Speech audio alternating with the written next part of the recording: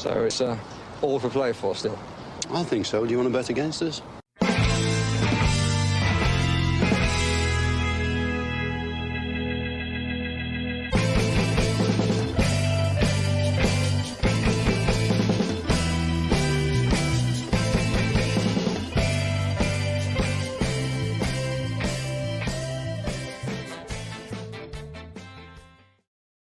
Hello, everybody, and welcome to For the Love of Paul McGrath podcast. And football is back. But before we get into the football, I want to dedicate the opening credits there to a lady by the name of Susie, or Susan, and also to Jimmy. And you guys will know what I'm on about with regards to that.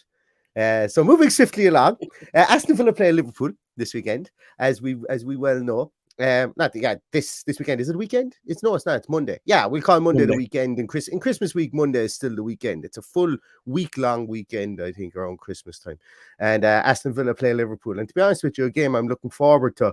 Paddy, do you know of anyone who's making the trip over? I actually do. Is Noel Connaughton going to it? I was wondering. Yeah, I didn't want to say, is Noel going, Paddy? Because we should have asked about this before we went. I think Noel is going over. Yeah, because he's very he's literally he's tracking. I know people have been kicked off social media platforms for tracking people's planes recently, and Noel has been tracking the Argentinian team's planes and any plane that potentially Emi Martinez could be on to see if it's on its way back to BHX, because he's very, very worried about the goalkeeping situation for this game on what we call St. Stephen's Day, or what you guys call Boxing Day. So I think Noel is on his way over, and he's eagerly waiting to see who's going to come out to warm up or standing between the sticks. It'll be Jed Steer, surely, won't it? Well, Jed Steer that was going to be my next little segue into that, because Jed Steer looks like he's back in training. I'd be absolutely blown away if it was Jed Steer, but you know yourself that how unprofessional. How unprofessional. It's all right. I'll fill time there. But Jed Steer is back in training, so the goalkeeping room is getting healthy. We've obviously seen that Philip Marshall and Oli Ziyech were rotated in and out for certain minutes over the last 4 or 5 weeks. So Emery was taking a look at what potentially would need to be on the bench from a backup point of view. Look, and as it stands, you know, you made your prophecy that Emi Martinez will play against Liverpool, probably with a sore head and a hangover, and then he will be out for the FA Cup game. So he was going to honour the festive. I did make the statement, which came from somebody else, and I said, "Don't shoot the messenger." So if it's incorrect, of course, 100%. Yeah, 100%. So like we're just spitballing, I suppose. Really, we don't know for sure, but we're spitballing that the ideal situation would be Liverpool, Spurs, Wolves, and then a week off for Emi Martinez. But look, exactly. we'll see what happens with regards to that. He's come off a period of time where he's been playing 2 games a week already. Maybe he's not up for that. Maybe it's the Spurs game he takes off. Maybe it's the Wolves game he takes off. I don't know. But I think the 3 games obviously are going to be tough games that Aston Villa are going to have. Wolves seem to be dipping into the transfer market. I think they're going to be the busiest team over the course of the January transfer window now that they've got Lopetegui in there. But we're not here to talk about that. We're here to talk about the Liverpool game as such. And go back to what you asked initially. Was anybody going over? There's a lot of logistical problems with this game because there's strikes on all over the place. Yeah. So I think that has deterred a lot of Irish fans from travelling to this one. Plus, Boxing Day is notorious for being difficult with getting trains anyway. I know I went to Blackburn away. The fact that it was Blackburn away tells you it was many moons ago. And I think we were top of the league, 1999, 98 time. And we lost 3-2. I went to get my train back and ended up having to get a taxi from Blackburn to Manchester, which cost me 70 quid. Thankfully, it cost you about 700 quid now. Thankfully, I enclosed the receipt and sent it to the whatever they were called at the time, British Rail or whatever. They sent me a check. Really? Which I was very surprised. But they cancelled my train. I booked the train and they cancelled it. So they refunded my money. But next couple of days in Manchester were pretty hard when I was down 70 quid when I was particularly young and didn't have that much money to throw around. You should have sent him an invoice for that as well, Paddy. Should have sent him an invoice for that. Yeah.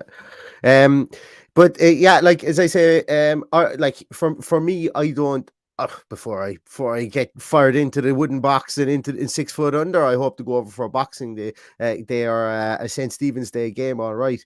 Because as I say, I think it would be a nice pilgrimage to make. I think it would be a nice. I've never been, and the reason being is just like there's so many festivities around Ireland on the 26th of December. Yeah. It's just a huge day, and for me, it's a massive day with regards to family. It's probably a bigger day than Christmas in a lot of ways with regards to family, extended family, friends, people coming home from being abroad. The wider diaspora obviously descend on Ireland. We are a nation that have flung people to every corner, nook and cranny of the world, and people come home for Christmas, and usually the 26th is when you get to meet people. So for me, it's never really been an option. It's not even something I've ever really thought of going, oh, I'd love to go over for a St. Stephen's Day or a Boxing Day fixture. But I would like to do it at some stage, as I say. But as I said, there's just too much fun to be had in Ireland. There's just too much fun to be had in the 26th of December in Ireland. As someone who has experienced it home and away, home a few times, one in particular stands out. We beat Spurs on Boxing Day, and Stan Collymore scored an absolute peach of a goal. I remember that. The one thing that stands out for me is the family atmosphere around the fixture. Yes. It's Absolutely. really good. Everybody tries their best to be with their family and bring whoever they love to the games, and that's what I loved about it. And that's what Michael says here below. He says he always loves the Boxing Day game at Villa Park. His son and 2 daughters will be with him, and it's all about family as well. Exactly, 100%. 100%. And as I say, just like people who are in the vicinity of Villa Park or even can take a train to go up, it's, as I said, it's almost like a tradition going to that game. And if they ever do, like for me, I think that there should be a full slate on the 26th. And I was very traditional minded when they started kind of subjugating the games out to every single day over a Christmas period. So there was a game on every day. For the casual football fan, it's brilliant.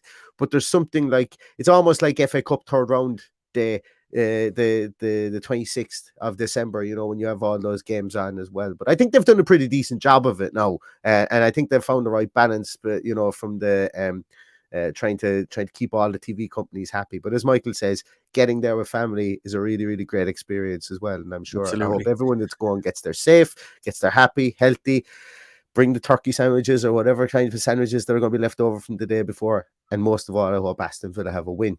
Is it Amazon Prime for this game? I think so too. Yeah, I think it is. I think are all the games on Amazon Prime? Well, that's what they did. That's what they did last year, I think. Yeah. But yeah. I didn't realize last year you could actually watch it on Amazon Prime in Ireland, so it's handy to watch it this time. Yeah. But yeah, I like Amazon's coverage. It's fresh. It's not dated like the rest of them driving out the same stuff week in, week out. So it's nice to see new bodies are on the sideline talking about it in a different way, I suppose, is the only way to look at it. Yeah, absolutely. Well, we're 8 minutes in. And we haven't even spoken about the game yet. And as we know, we are playing against Liverpool.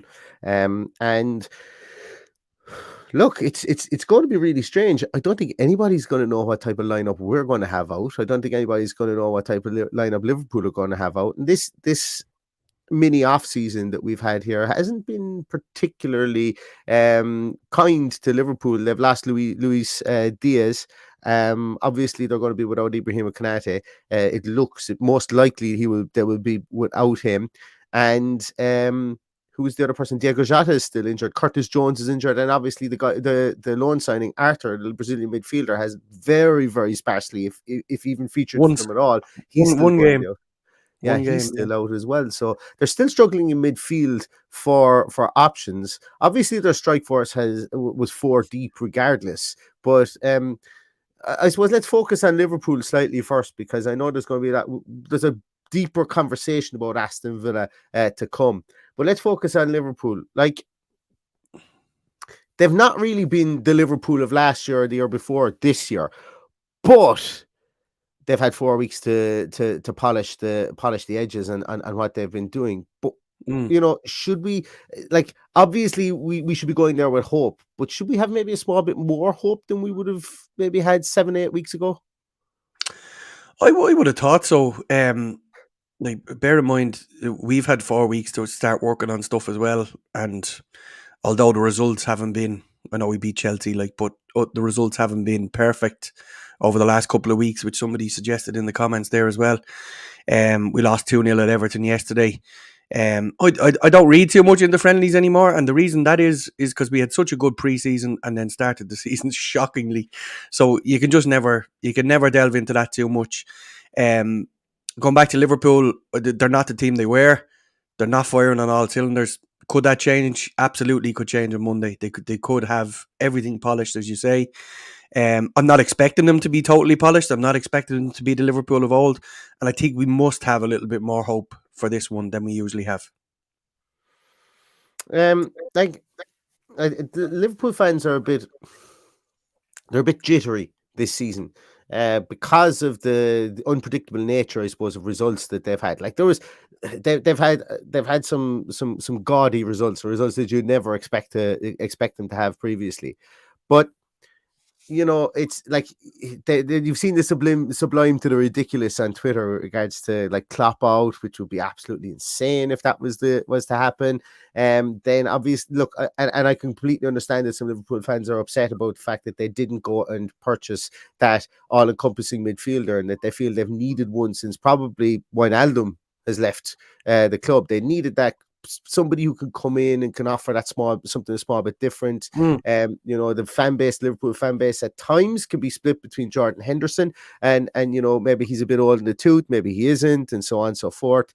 But like Liverpool are going to be Liverpool. Once you've got Mo Salah up top, and once you've got like Luis Diaz was supposed to be the replacement for Sadio Mane.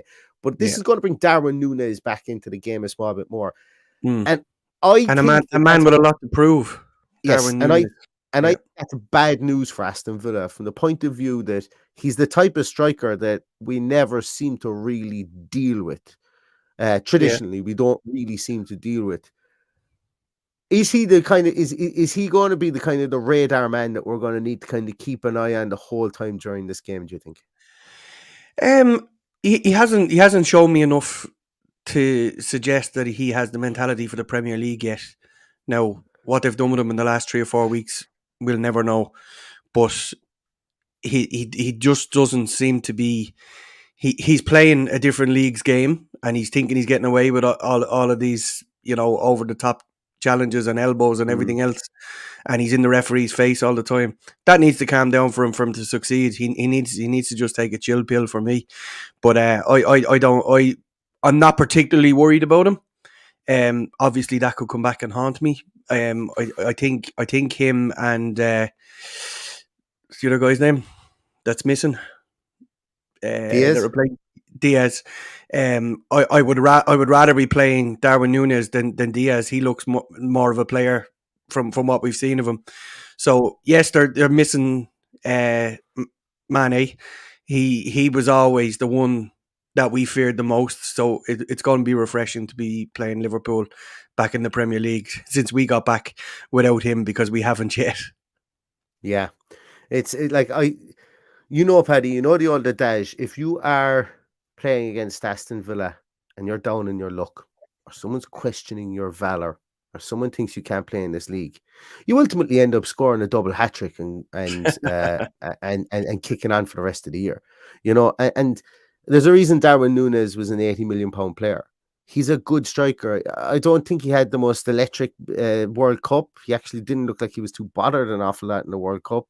Or Uruguay were a strange beast in the World Cup, I think. And they looked leggy in certain areas, and it was a case of they were kind of going out and saying to Valverde, win this game for us. And while he is capable of doing that, just the sum of the parts weren't around him for obvious reasons, and they were trying to give Suarez the swan song, and then the whole Ghana thing happened.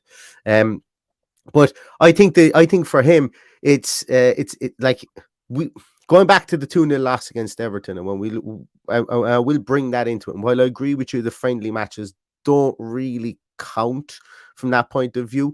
One thing I have felt within the friendly matches is that, and I completely understand why it's been done, and I'll get into that in a moment, is that like the centre half pairings, like there's bar Konsa, anyone who's come in alongside Mings has looked extremely ropey. And this, and when we go back to the start of the year about how ropey Konza was when he was playing beside Mings previously, um, I'm at the stage where I really want Diego Carlos back, because that's one area of the field where I'm beginning to worry about. I'm beginning to worry about about our centre halves again, and I Mm. think it's just because there's been like when we've seen the games, there's been chopping and changing of centre halves. People notice, and I'm not going in on Callum Chambers. I'm certainly not. I saw photos of when Neil Maupay scored yesterday in the 12th minute for the second goal against Everton, and it just looked like the two centre halves had no idea what they were doing, what either of the two of them were doing for Maupay's goal, and it's just stuff like that kind of just it's just annoying, and I think that it's stuff like that can maybe cause an overreaction amongst fans. Mm. Me, and I'm not immune to it. Chambers was the other centre half yesterday, wasn't he? It was, yeah. In that, Chambers was in that now picture. granted as well that like the back line was Augustinson on the left, and I think Yeah. I don't think we saw who was on the right hand side, but what I'm trying to get It at was here is Ashley Young was on the right hand side. Ashley. What I'm trying to get at here is that Unai Emery isn't too worried about the fluidity of having the two centre halves build up that simpatico. For that reason, I think it's going to be Konza and Mings.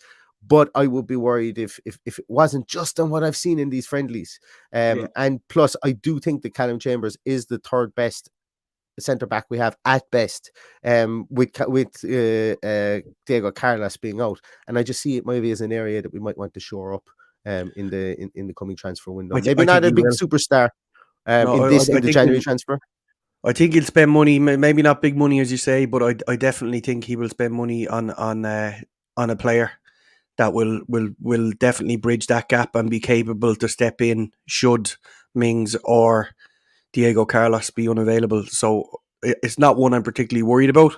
I'm more worried about where the goals are going to come from. Yeah, me too. Yeah. But I do believe that he will definitely shore up there, and he might even buy a striker.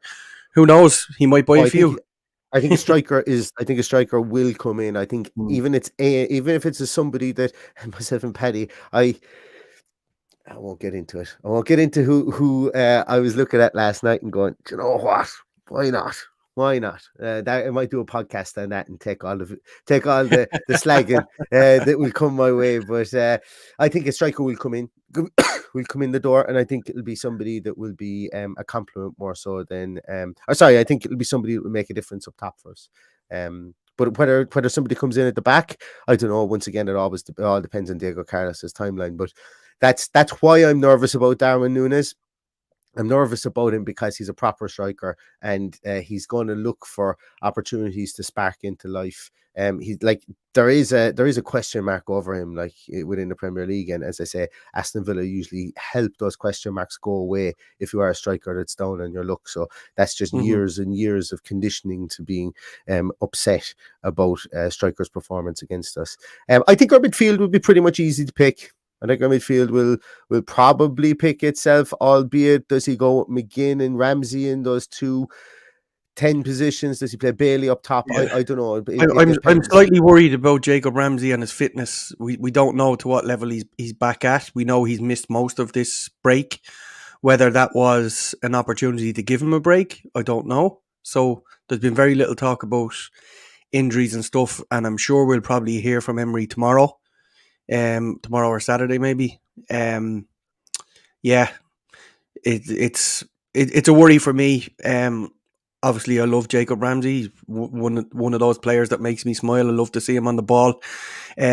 So I'm a little bit anxious about that, but other than that, I think we've got a clear enough bill of health from what we'd expect, and you've more or less said our strongest team. It'd be hard to work out what he does up top. Probably Watkins and Bailey or Ings and Bailey, but he's played Watkins a good bit in the friendlies from what I can see, and then take your pick. Who does he play as the two wide eights? Then I don't know.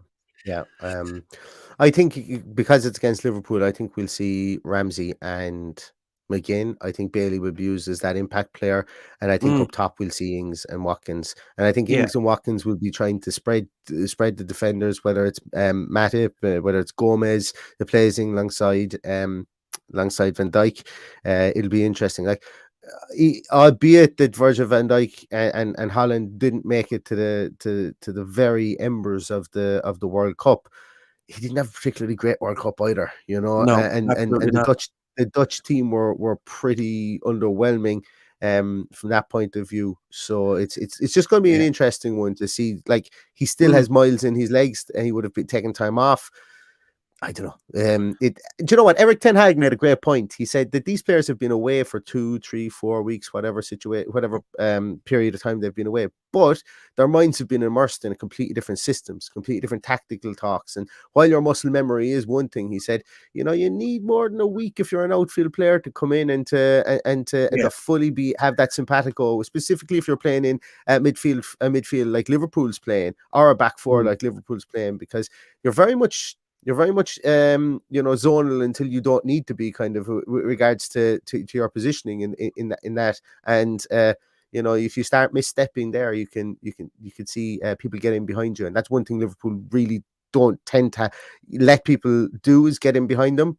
And I hate going back to it, and this is probably the last time on the podcast I will mention the 7-2, but that's how Villa got around them. We got in behind them, and and Liverpool learned their lesson an awful lot. But this season we have seen teams get in around them, so hopefully it's the I know that's a typo from Johnny, but he says yeah Mane missed the 7-2. yeah I think that's an important point given what we've just been talking about. And like he was my illogical well, it was logical in the end, because he always destroyed us. I remember that day we were 1-0 up on 92 minutes and lost 2-1.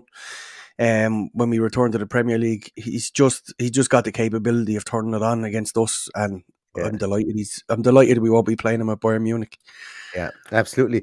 KFWH, that's Douglas Luiz. That's Douglas Luiz, would you believe? Just with different hair from the Where? start of the season. Just he said that in the thumbnail it looks very like Insigne. Insigne. Yeah, but no, it's not. It's Douglas Luiz.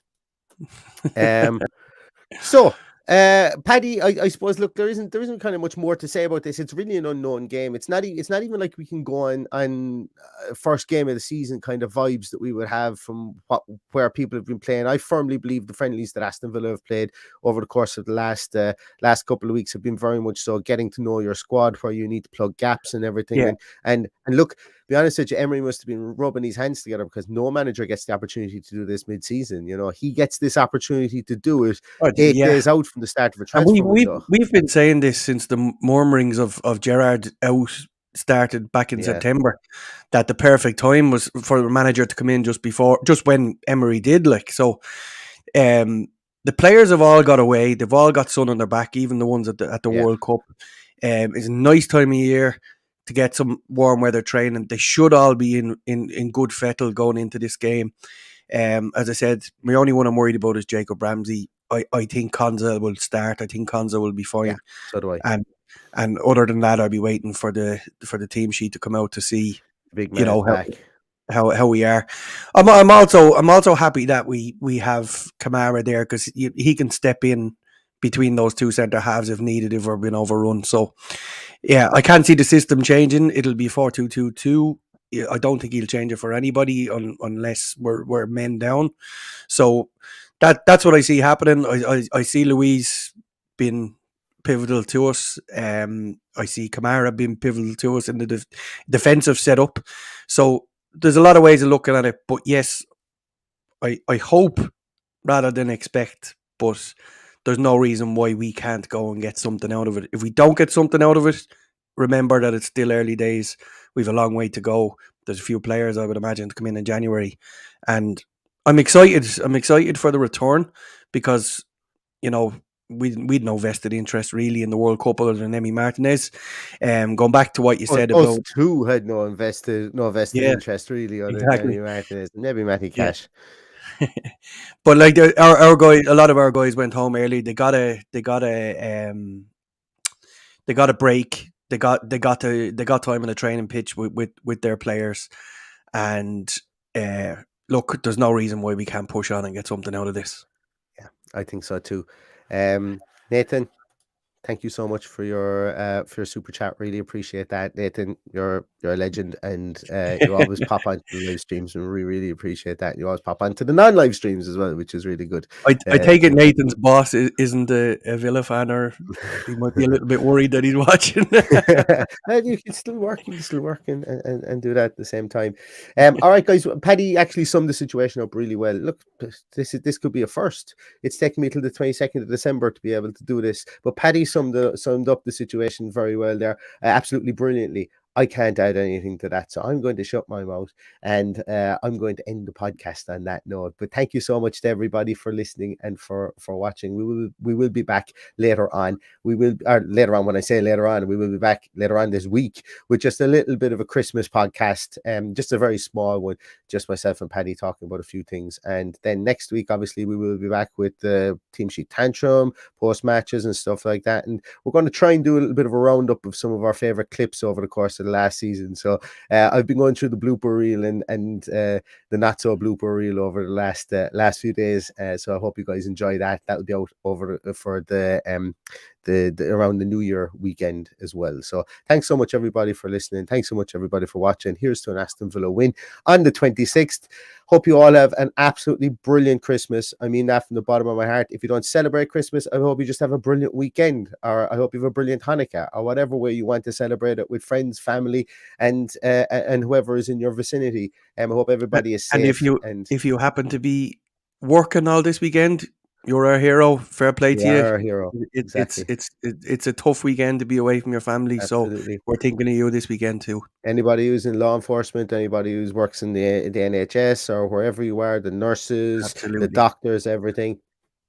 Like, genuinely, heart goes out to you guys, and I hope that everybody stays safe and has a great Christmas and a great holiday season. So it's a tough time for a lot of people. There's a lot of people alone. If you feel like reaching out or pinging a social media message, work away. They're always open. But look after yourselves and be safe. Be safe is right. Adios, everybody. We will see you again later on this week. Stay safe, stay happy, and above all else, up the Villa. Up the Villa.